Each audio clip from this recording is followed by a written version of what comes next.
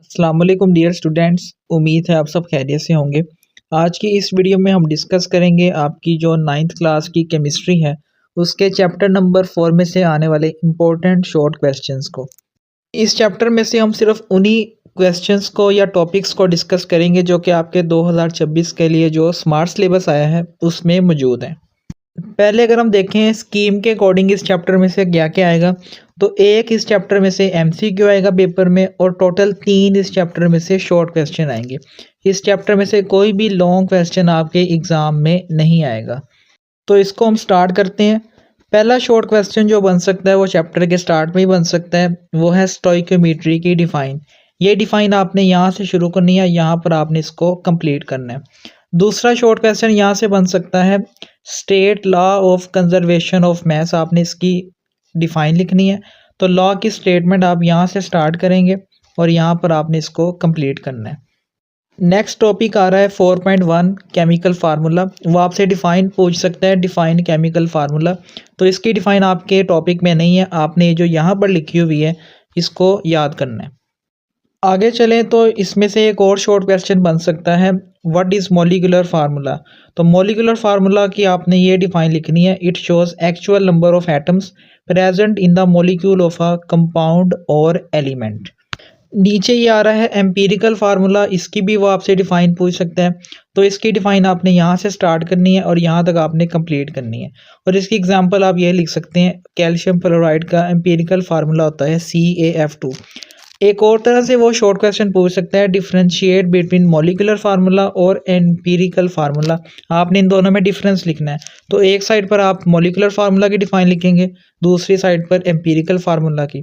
साथ में आपने इन दोनों की एक एक एग्जांपल भी ज़रूर लिखनी है। इसके बाद अब नेक्स्ट पेज पर आएँ तो यहाँ पर ये एक्सरसाइज दी हुई है, ये आपको शॉर्ट क्वेश्चन के तौर पे पूछ सकते हैं कि आपने 2 एग्जांपल लिखनी है ऐसे कंपाउंड की जिनका मॉलिक्यूलर और एम्पिरिकल फार्मूला सेम होता है। तो आपने ये वाली 2 एग्जांपल याद कर लेनी है, कार्बन डाइऑक्साइड और वाटर, ये इसका आंसर हो जाएगा। आगे चलें तो ये टॉपिक 4.3 है, इसको आपने छोड़ देना है। नेक्स्ट आ रहा है ये topic 4.4 chemical formula of compound.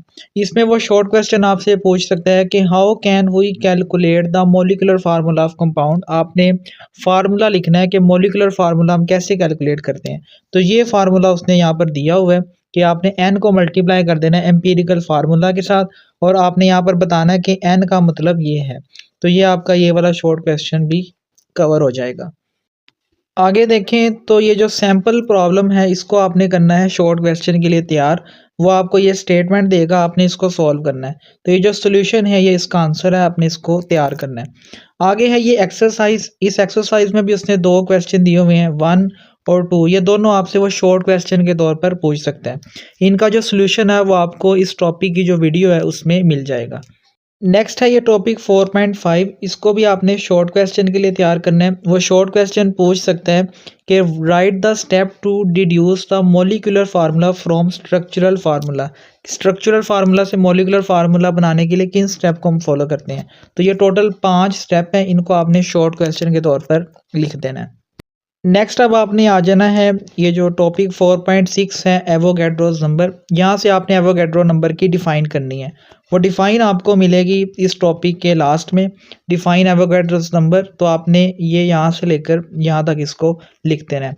आगे है topic 4.7 mole and molar mass.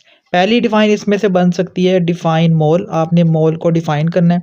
तो ये जो डिफ़ाइन है इसको आपने मोल की डिफ़ाइन के तौर पर लिखना है और इसकी जो एग्जांपल है वो आपने ये वाली लाइन ऐड कर देनी है। दूसरा शॉर्ट क्वेश्चन इस टॉपिक में से बन सकता है डिफाइन मोलर मैस। तो मोलर मैस की ये हो जाएगी डिफाइन और आपने एग्जांपल के तौर पर लिखना है the molar mass of hydrogen is 1.008 ग्राम। आगे चलें तो हमारे पास टॉपिक है 4.8। इसमें से डिफ़ाइन बन सकती है define chemical equation. Chemical equation की आपने डिफ़ाइन लिखनी है, तो इसका आंसर आपको यहाँ मिल जाएगा। फिर वो ये भी पूछ सकता है कि what are reactants and products, या उनमें डिफरेंस पूछ सकते हैं। तो रिएक्टेंट और प्रोडक्ट की आपने ये डिफ़ाइन लिख देनी है और इसकी जो एग्जांपल है वो आपने ये रिएक्शन करना है और इसमें आपने बताना है कि इस तरफ जो है वो रिएक्टेंट्स लिखे हुए हैं और ये राइट साइड पर हैं प्रोडक्ट्स। नेक्स्ट अगर हम देखें तो हमारे पास एक और शॉर्ट क्वेश्चन यहाँ से बन सकता है कि what are reversible reactions. Reversible reaction की आपने डिफाइन लिखनी है। तो इसका आंसर है ये जो हाईलाइटेड लाइंस हैं ये, और इसकी एग्जांपल में आपने ये वाला रिएक्शन लिख देना है। और इसमें आपने जो एरो है वो बिल्कुल इसी तरह बनाना है, इसको कहते हैं डबल एरो। आगे चलें तो ये टॉपिक है 4.9 कैलकुलेशंस। इनको आपने नहीं करना, ये कैलकुलेशंस जो है ना वो आपके शॉर्ट क्वेश्चन में नहीं आएंगी। अब आ जाना आपने इस चैप्टर की जो एक्सरसाइज है उस पर, उसमें एमसीक्यू आपने छोड़ देने हैं 8, 9, 10। शॉर्ट क्वेश्चन की बात करें तो इसमें जो शॉर्ट क्वेश्चन नंबर 2 है इसको भी आपने तैयार नहीं करना। कंस्ट्रक्टिव रिस्पॉन्स क्वेश्चन में आपने क्वेश्चन नंबर 4 और 5 को छोड़ देना है। उसके बाद डिस्क्रिप्टिव क्वेश्चन जो है उसमें आपने सिर्फ ये एक शॉर्ट क्वेश्चन करना है जो कि ये 7th नंबर पर मौजूद है, और इन्वेस्टिगेटिव क्वेश्चंस को भी आपने क्रॉस कर देना है।